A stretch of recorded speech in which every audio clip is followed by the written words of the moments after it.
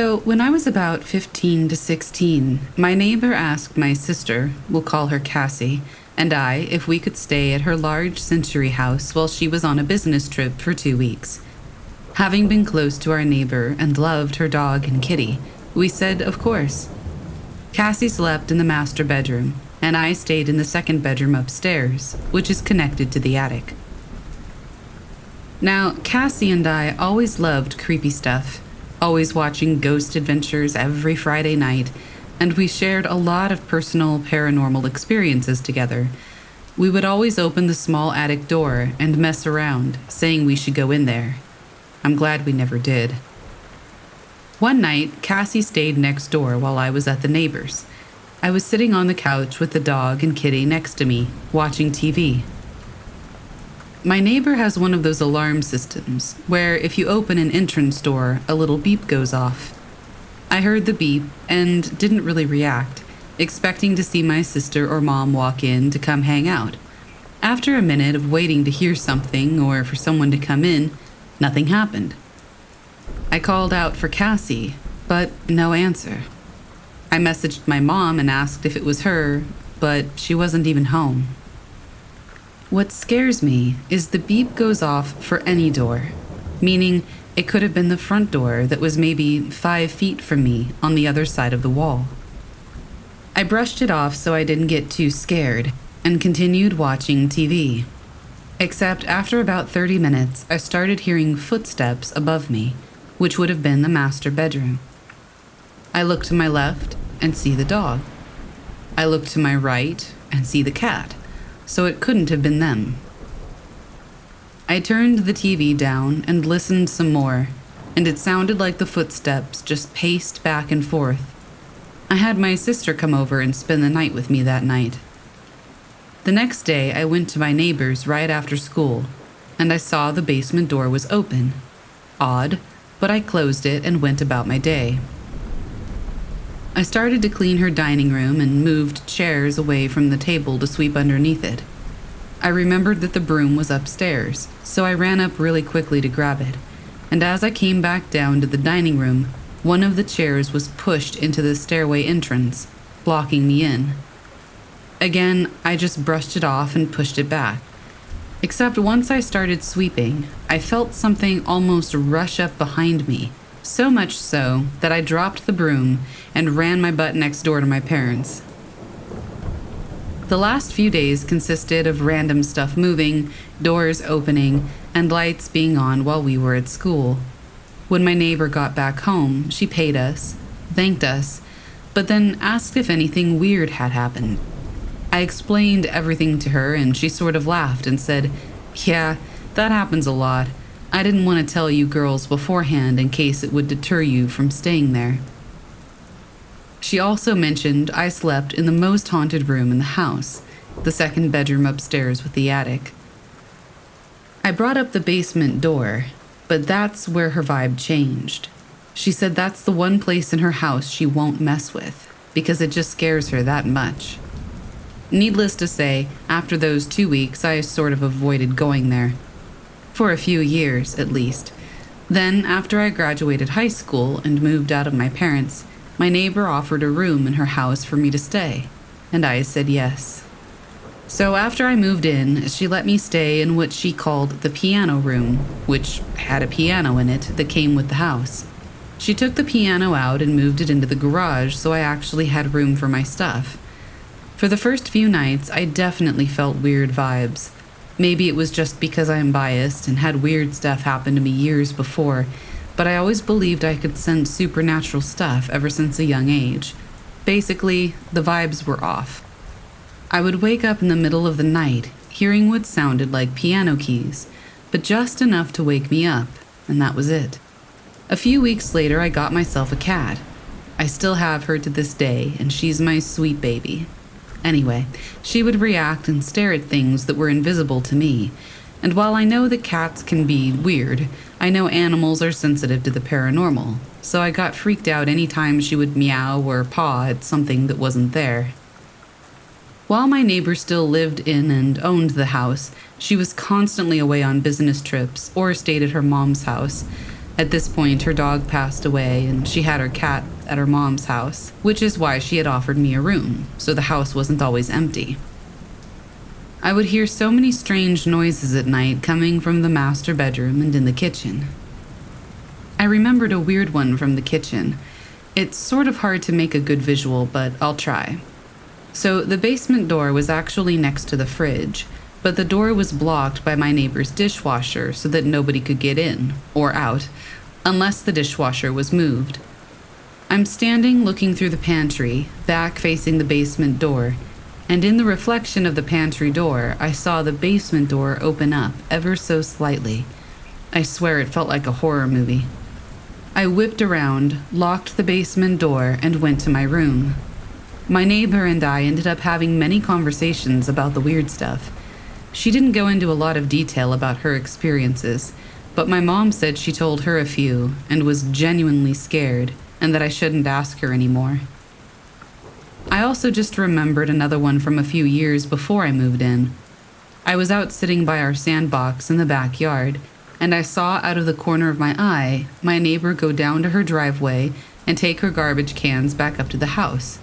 And you know that sound of a garbage can dragging along a gravel driveway? Distinct for sure, right? Anyway, I heard the sound stop right by her garage. I looked up to wave, but no one was there.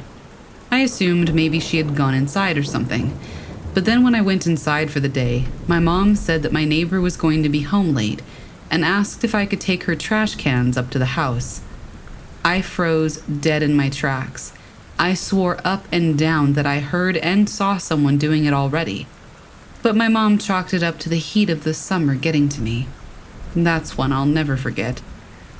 Another thing I should mention that always seemed eerie to me is that my neighbor constantly tried to sell the house. A family would buy it, but would move back out so quickly. This happened for years and years. The listing price wasn't expensive either, especially for being a big home in a decent area of town. As I got older, I now think that the aura of the house is just off, and it made everyone move out. Eventually, she ended up selling it again, and the current residents have stayed there the longest.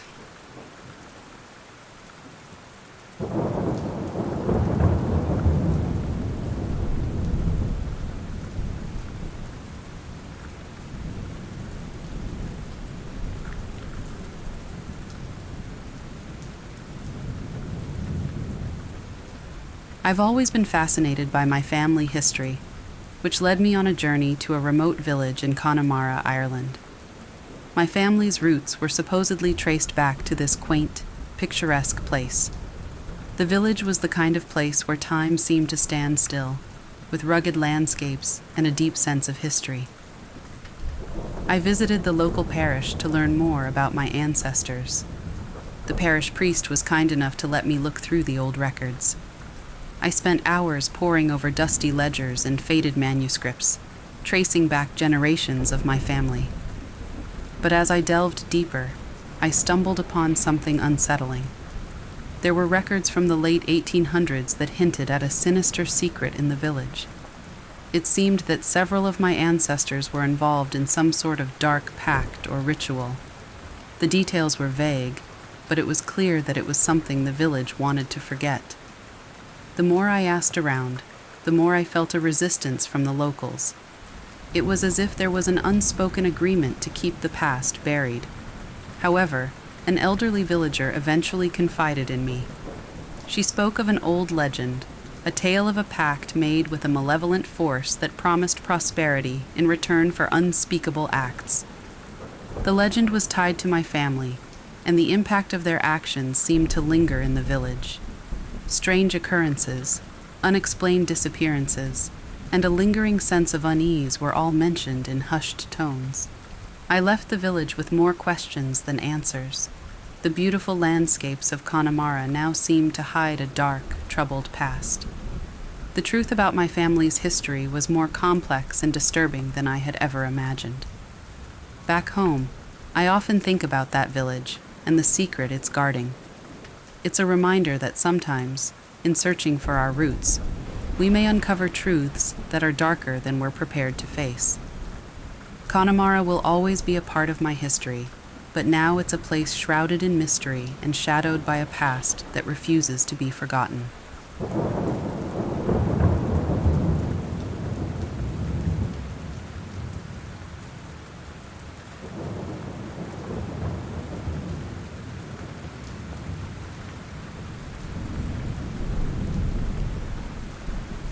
I have a weird, ominous topic that I wanted to talk about. I grew up on a small island chain off of the Texas Gulf Coast. Never really experienced anything out of the ordinary until I moved to another island in the chain, North Padre. I don't live there anymore, but when I come to visit, there's this little thing that bothers me every time, and I've heard it ever since I've moved. There's this constant mechanical sounding ring that I can hear. It's always there. It's hard to describe, but I know exactly what direction it's coming from. The ocean. I have no idea what's making it. I always hear it coming from a certain point on the island. Ships tend to stay far away from this point, so I don't think it's a horn, especially since it's very rhythmic. The sound is very low. I always hear it in the back of my head. Sometimes I won't hear it for an hour or so, and I feel fine when it stops. When it starts up again, I get a really bad headache, and sometimes I can get confused or dizzy. I was told by my boyfriend that I'm most likely hearing the hum of the earth, but to me it's more like a ringing. I don't hear it anywhere else other than Padre. When I stand on the beach, I can point directly to where it's coming from. It makes it really hard to sleep, and I always feel on edge, like something awful is going to happen. I don't know if anyone else experiences this where they live, or if they've been to North Padre and have heard this noise, but I just thought it was an interesting story. For the longest time, when I actually lived on the island and wasn't just visiting my parents, I assumed it was the lighthouse. I'm not sure why I assumed this, but it seemed to make sense in my mind. It turns out the island does not and has not ever had a lighthouse. When I learned that, that's when I started getting that awful feeling from the sound. Before, it would bother me, but I just brushed it off, thinking that it could be reasonably explained and that I was being irrational. Anyone I've ever talked to about it says that I have hearing problems, or that I'm being overdramatic, other than my boyfriend, who has tried to hear it with me but can't. I've always had sensitive hearing, and over the years I've been clinically diagnosed with PTSD, and I have developed a trigger for alarms and rings, especially fire alarms, even though I've never been in a fire. I've gotten a whole lot better at picking out individual sounds and where they're coming from. I use this to calm myself and figure out why something is going off so I can rationalize it and not have a panic attack. So far, I haven't found an explanation that quite fits for this sound, and I think that's what bothers me the most about it. I can't rationalize it, because every time I do, somebody disproves my thinking, like the lighthouse, the ships, the military base, church bells. We have one teeny tiny airport. The military base is all the way on the other side of Corpus, and out of the 4 churches on the island, only one has a bell, but it's broken. I'm always on edge and anxious as I have no idea where it's coming from. I mean, the actual source. I just know the direction. Maybe I am just a crazy person whose PTSD is taken over, but I sincerely believe this sound is real and coming from the ocean.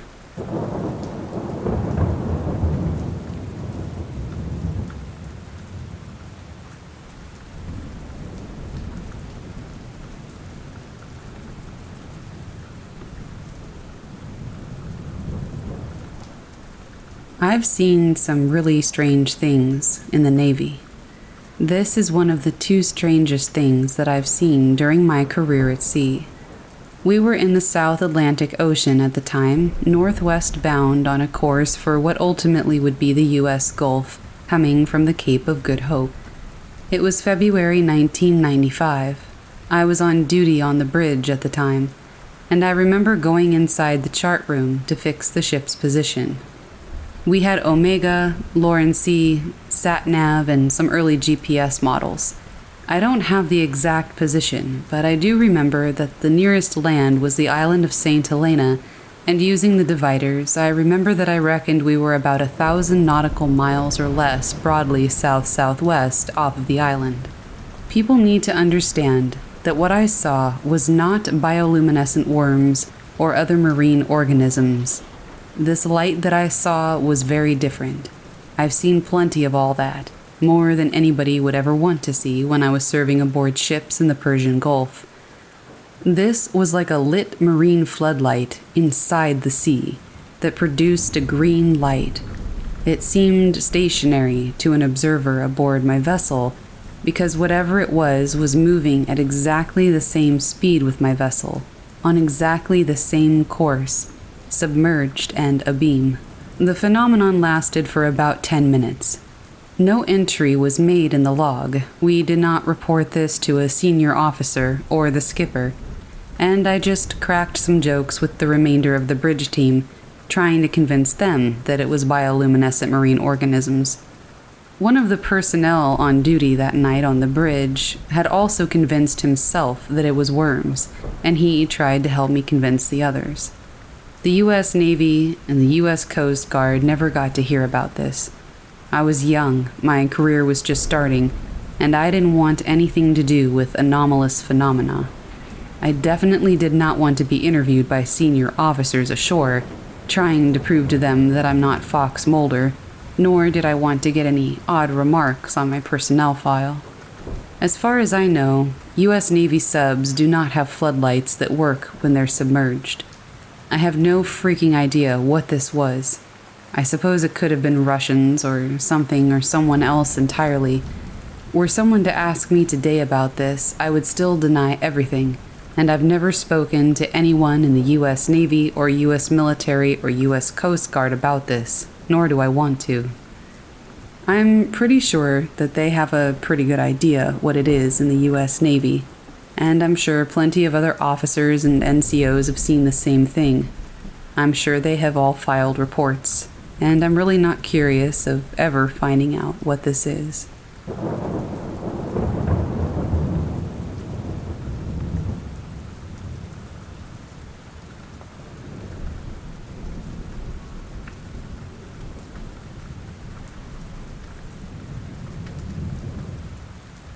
As I write this, the Islamic holiday Eid al-Adha just recently ended. I would like to share with you a story that I heard based on my experience helping out at the mosque for last year's celebration. I was there as a journalist, working on a small island off the coast of Singapore. One of the islands has a small mosque, but they were organizing the lamb slaughtering event to give out to the poor. Many villagers, consisting mainly of Muslims and Christians, received free meat on that day, which also contributed to the next event, which was a large feast especially made for the villagers. I got the chance to aid in that and get free food as well. However, one must understand that with a lot of goats, there will be the foul stench all over and constant blood coming from the butchering area. By nightfall, things would have been kept clean, of course. This story is told by one of the staff there that mentions of a tale that will disturb me forever. There is this story that revolves around the mosque being used by an unknown cult to summon the goat woman. They would use the praying hall in the middle of the night and do some sort of satanic ritual before sacrificing a woman, most of the time a villager, to summon the goat woman. Usually the sacrificed is a young girl in her 20s, a virgin, and she was stripped of all her clothing before she was killed. An axe is placed on the sacrificial table, and several red candles light up before some chanting goes on. And then, the spirit of a demon would enter into the deceased's body and rise, placing the decapitated goat head, still fresh, on hers. Blood would drip all over her as she picked up the axe and went after the villagers that killed all the goats. When coming after young virgins, their bodies would be crucified, cut, open by the axe and left on the roads to allow all the villagers to see. According to an old man that lived on that island, the cult consists of satanic worshippers that suddenly came to the island and began performing their demonic rituals one day in the forest. Ever since then, there will always be strange noises coming from the forest. The sound of a goat, the screaming of a woman, or the stomping of a large creature. Many people did go missing, but no investigations conducted were able to find them, and so their cases all went cold. The villagers managed to, of course, stop the demon with their exorcism and their guns. They summoned a religious teacher to stop the demon, while a priest from the nearby church also aided the villagers. However, this account varies, as some say that she escaped into the forest with her cult, coming out each night to kill young girls. This could be the reason why most girls are given curfews, to protect them from the goat woman.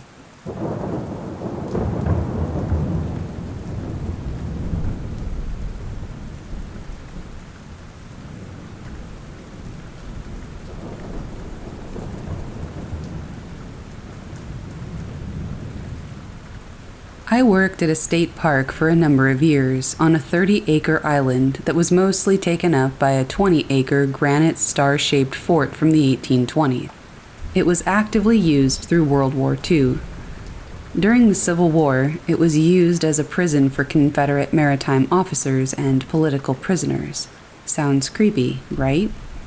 It was. Only a few staff would stay overnight, and some nights I was there alone. The staff stayed in the upstairs of a brick building that was built about 1900. The upstairs had been converted into staff housing sometime in the 1960s, with 5 or 6 bedrooms, a kitchen, a small living room, and a big storage area. 2 of the bedrooms were original to the place.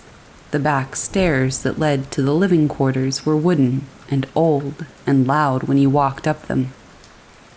It was a big building, but when someone was walking up the stairs, you could basically hear it through the entire place. Back in 2006, another coworker and I were hanging out in the workshop downstairs at night, having a couple of drinks and listening to the stereo until bedtime. We were the only 2 people on the island. I woke up at about 2 a.m., and I could hear my partner walking down the stairs. I didn't think much of it because sometimes we would forget to lock the main door before bed, and one of us would get up in the night to do it. In the morning, when we were making coffee, I said, "Hey, did we forget to lock the door? I heard you going downstairs in the night." He looked at me and said, "I thought that was you." That was our introduction to the stair ghost. It actually became so common that it wasn't even spooky anymore. It was just kind of like, oh, there's the stair ghost again. Also, when I brought it up to a woman who had worked there for many years, she was like, "Oh yeah, the stair ghost," like it was nothing. A few years later, I was alone on the island in the off-season when the park was closed, but it was during the day. I had just woken up and was in the kitchen when I heard someone coming up the stairs. I figured that the labor crew must have arrived for the day and someone was coming to talk to me. So the very clear, loud steps get to the top landing and stop. I'm waiting for the door to open, but it never does. So after a minute, I go over and open it. Nothing. I walk to the front of the building and look out at the pier. No boat. Nobody else was there, and the labor crew never came out that day. I know that was a lot of words for relatively little, so I'll leave you with one more story from this place, though I do have some more. Another of my coworkers was staying out there by herself, but she had her dog with her, a very mellow golden retriever. She said that at about 2 a.m., which was the time that most of the really weird crap would happen, her dog woke up and started barking fervently at the door to the bedroom. This obviously freaked her out, so she figures maybe he has to pee or something. She opens the door and her dog runs out into the hallway. It's one long hallway with bedrooms on one side and a storage area on the other. And the dog is running up and down the hallway, peeing and crapping while running and barking like it was completely terrified of something. I never did have a good feeling in that place, though I also never heard of anything terrible happening in that particular building. There were deaths on the island, of course. Who knows, it was a farm before the government bought it, and Native Americans used it for thousands of years before that. So, who knows what it could have been. I'm not sure we'll ever know.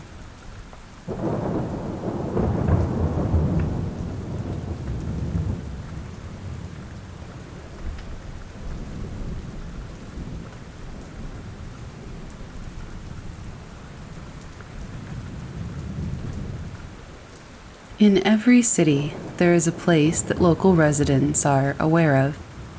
Whether it's a home, an office, an abandoned building, or a park that everyone has heard the rumors about, there is always something haunted.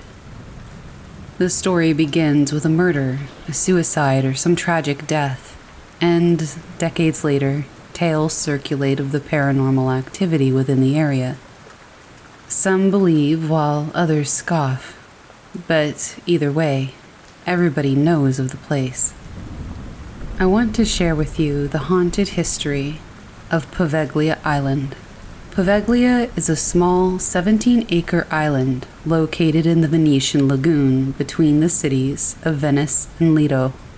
In the past few decades, the island has taken upon the reputation of being one of the most haunted locations on Earth. Poveglia holds many tales of paranormal activity, going back for centuries. Local residents refuse to set foot on the island, believing that they would be cursed by those who haunt it. The history of Poveglia is a dark one, shrouded in death. There are beliefs that the Romans had used it to isolate victims of the plague and the mentally ill. The first recorded settlement on the island was in 460 AD, of people fleeing the invading barbarians on the mainland. Over the centuries, Poveglia was the scene for many battles as people sought to raid or control it. During the Middle Ages, the island was designated as a quarantine area and a burial site for those who contracted the Black Death. Over the next few centuries, Poveglia served as a fort, storage of shipment goods, and continued as an isolation station for those infected with the plague. In the 1920s, the island was set up as a hospital for the mentally ill and the elderly. Soon, stories started to emerge of patients encountering ghosts along with accounts of being possessed. There is the legend of a doctor who conducted medical experiments on the hospital's residents that was driven insane by the spirits to committing suicide.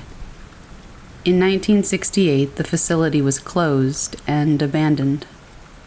Today, the island has been deemed as one of the most haunted places on the planet. Historical researchers estimate that more than 100,000 people died on Poveglia in its history, and many of those souls are believed to still reside there. Locals won't go there, and the fishermen steer clear of its waters. It's said that a few fishermen had caught human remains in their nets. The few paranormal investigators that braved Poveglia had reported encountering a lot of paranormal activity, with claims of being attacked by unseen forces. In 2014, the Italian government sold the island to a developer in hopes that the island could be made into a resort. Currently, rumors on the internet have said that the workers sent to survey the island had an experience and refused to return.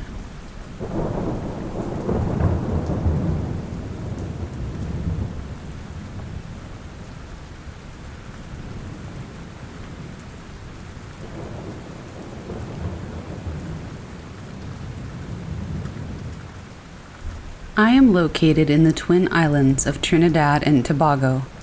There is generally a culture of supernatural entities and folklore that is present in everyone that lives in the country. I've always encountered ghosts periodically in my life, but 2 days ago I saw something that really disturbed me. I was by myself in my kitchen window at around 2:30 a.m. I live in a 3-story apartment building, and I live on the 3rd floor. Located just outside my window, about 150 meters away, is a church that is also 3 stories, with the bottom level being the church, and the other parascending levels seem like a house. I was looking out of my window onto the windows of the church when I saw the silhouette of what seemed to be a man on the top level of the church. I began to peer at this thing, and upon staring at it, it moved from facing west and slowly turned south, staring directly at me. Then, suddenly, it backed up and seemed to materialize into the wall behind it, like it melded into it. I know this sounds pretty unbelievable, but I'm scared out of my mind. I don't know what I saw. I have no thoughts on what it might be. I'm also getting nightmares frequently these days. I don't know if they're connected or not.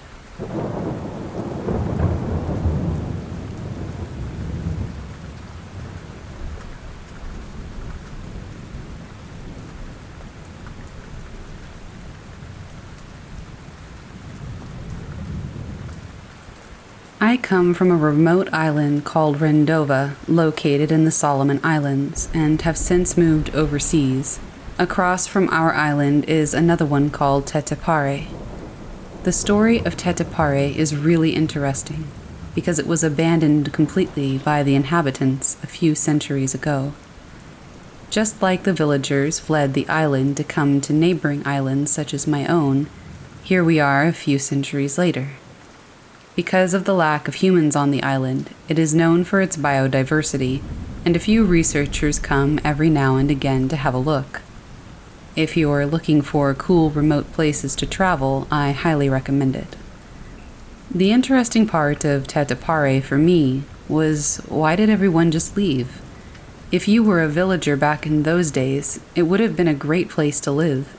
Volcanic soil to grow crops, an abundance of fresh water, animals that are easy to hunt.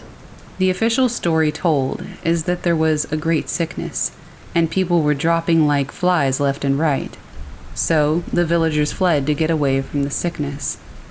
However, the island is known to be very big, so realistically, if you wanted to get away from others, it wouldn't be too hard, because you could be self-sufficient on other parts of the island.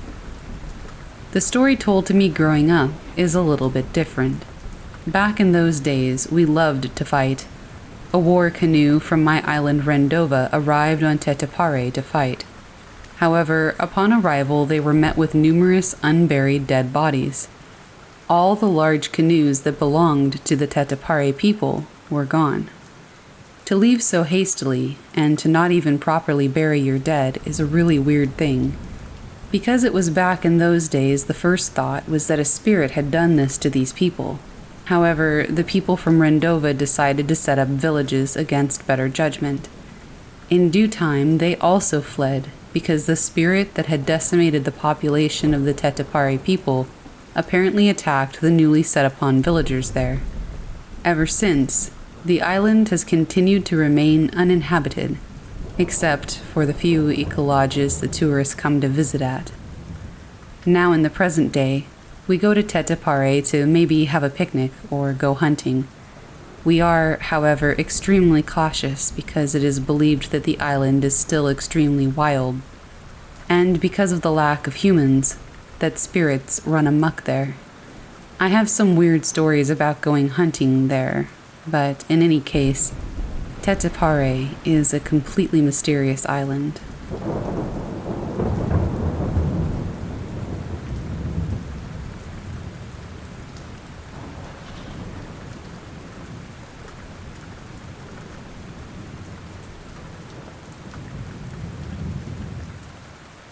The Entity of Pine Mountain by Joseph R. My encounter in the dense, shadow-laden woods of Pine Mountain in Kentucky was an experience that profoundly altered my understanding of the natural and the supernatural. Pine Mountain, cloaked in legends and eerie tales, has always been a magnet for those fascinated by the unexplained. I had ventured into these woods for a solo hiking trip, drawn by its rugged beauty and the solitude it promised. The first day passed without incident, filled with the tranquil sounds of nature and the scenic views of the Appalachian landscape. As night fell on the second day, I set up my camp near a small clearing. The darkness in these woods felt deeper, more consuming, as if it had a quality all its own. I sat by the campfire, the flames casting dancing shadows around me.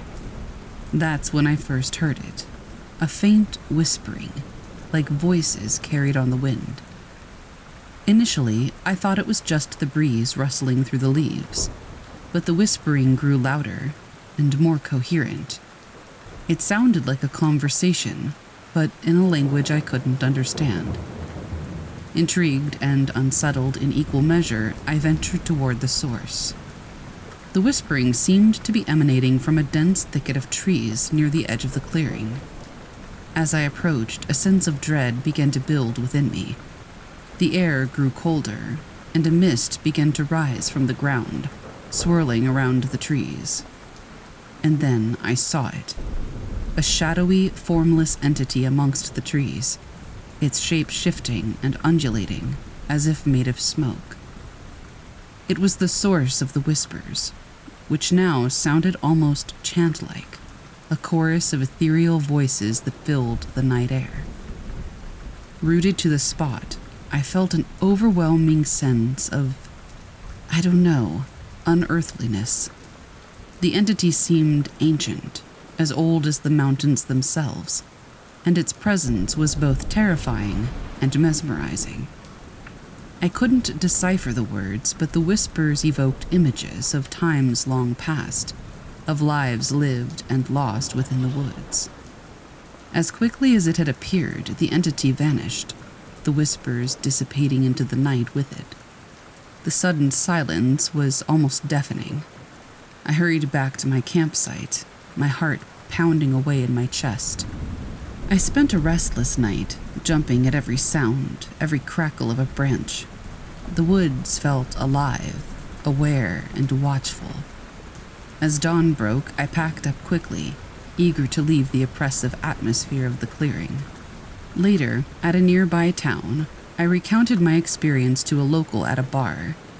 I thought he would laugh it off, but he told me about an old legend, a spirit of the mountain, said to communicate with the living, offering glimpses of ancient wisdom and warnings. My encounter in the woods of Pine Mountain was a journey into the unknown, a brush with something that defied explanation. I still don't know what it was, whether it was the spirit that man told me about, or whether it was something else entirely, but I feel like I touched the other side, and this side hasn't quite felt the same since.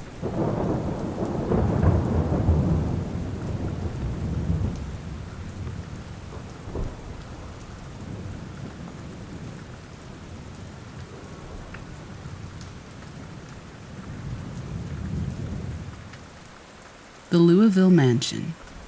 My encounter in an old mansion in Louisville, Kentucky, is something that I still can't fully explain. I had moved to Louisville for work and heard stories about the city's historic district being home to some of the most haunted places in the state. The mansion in question, a Victorian-era building, was known for its eerie past and supposed paranormal activity. I got the chance to visit the mansion during the local heritage event. The house was impressive, with its Gothic architecture and antique furnishings.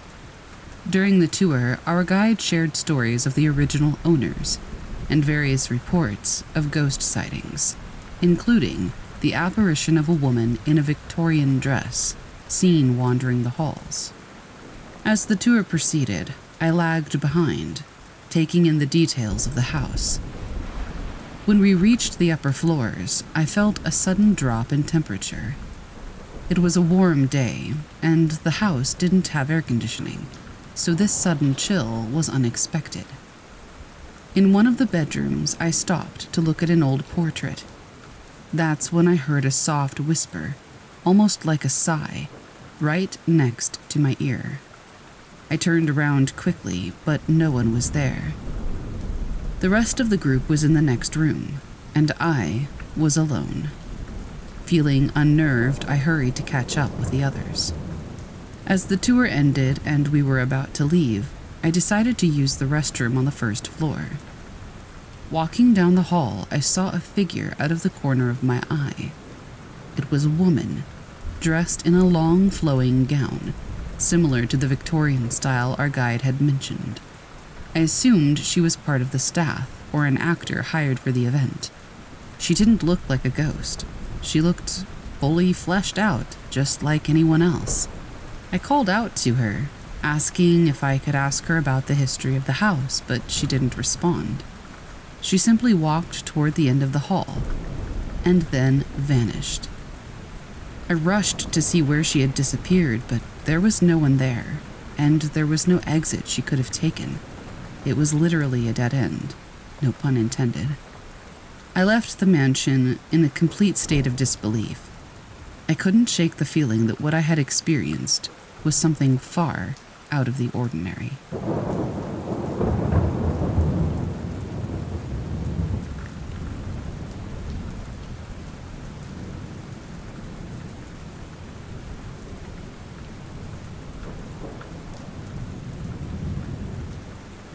The Watcher of Red River Gorge by Armana O.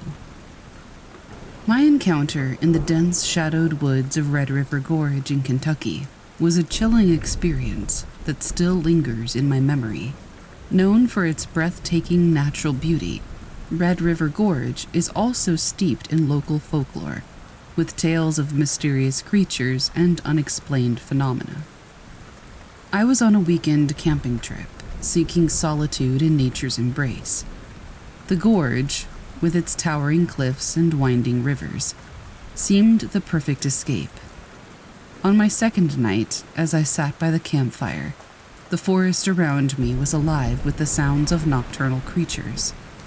It was well past midnight when I first heard it, a soft, rhythmic tapping, like someone knocking on wood. I assumed it was a woodpecker or some other animal, but the sound was persistent, growing louder, closer. Curiosity piqued, I grabbed my flashlight and ventured into the woods. The tapping led me deeper into the forest, away from the safety of my campsite. The dense canopy above swallowed the moonlight, casting eerie shadows across my path. As I walked, I felt a growing sense of unease, the feeling of being watched from the darkness. Then I saw it. Standing between two trees, partially obscured by shadows, was a figure. It was tall and humanoid, but unnaturally thin, its limbs elongated, and its head slightly cocked to one side, as if examining me. Its eyes, if it had any, were hidden in the darkness. Frozen in place, I felt a primal fear take hold. The figure remained motionless, just watching. The woods were silent now, the earlier chorus of nocturnal sounds eerily absent. The air grew colder, and a mist began to rise from the ground, enveloping the figure until it was barely visible. I don't know how long I stood there, locked in this silent standoff, but eventually, I mustered the courage to move. As I slowly backed away, the figure remained still, its presence looming in the mist. When I reached my campsite, the fire had died down to embers, casting a faint, dying glow over the area. My tent seemed like a fragile shield against the vast, unknowable wilderness that surrounded me. I spent the rest of the night awake, my senses heightened to every rustle and whisper of the woods. I half expected to see that figure emerge from the shadows, but the woods remained silent, as if holding its breath. The normal nocturnal sounds didn't return. There was no chirping of crickets or hooting of owls, just a suffocating stillness that enveloped the campsite. Every snap of a twig or shift of the wind sent a jolt of adrenaline through me. As dawn broke, bringing light and a semblance of normalcy back to the forest, I felt a profound sense of relief, but also of deep unsettlement, knowing that the serenity of the day masks the mysteries that come alive under the cover of night. After I had gotten back from my trip, I learned about the legend of the Watcher, a spirit said to guard the forest. It was believed to appear to those who ventured too deep into the woods, a reminder to respect the wilderness. Whatever it was I encountered at Red River Gorge, I haven't been back since, and I'm not sure if or when I ever will go back again. I just can't get that creature out of my head.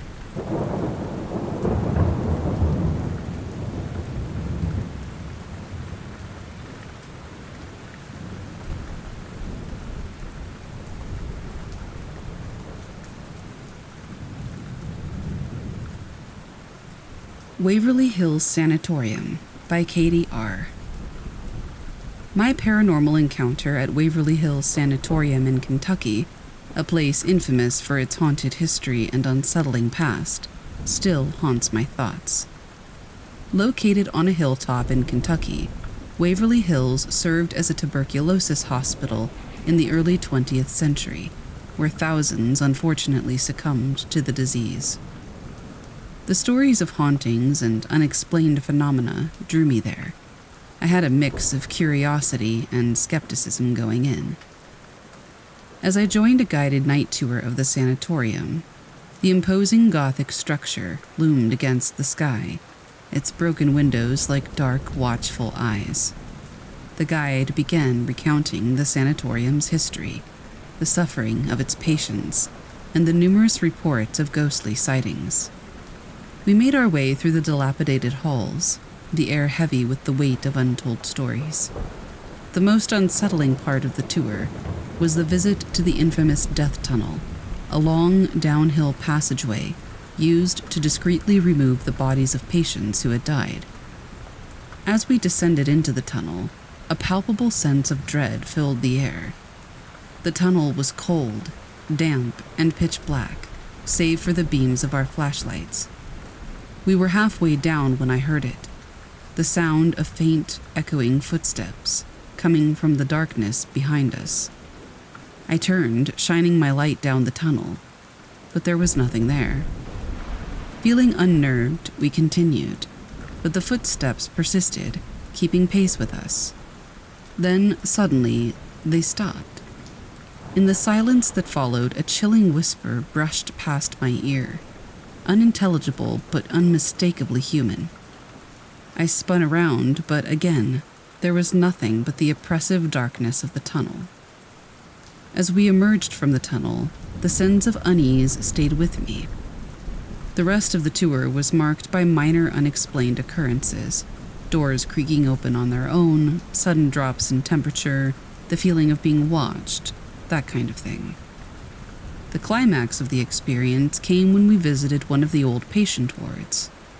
As we stood there in the dark, abandoned room, a gust of wind swept through out of nowhere, despite all the windows being sealed. Then, the beam of my flashlight caught the fleeting image of a figure, dressed in what appeared to be a hospital gown, moving across the room before disappearing into thin air. More than one of us saw this. The encounter at Waverly Hills Sanatorium was more than just a ghost tour. It was a brush with something unexplainable, a peek into what lies beyond.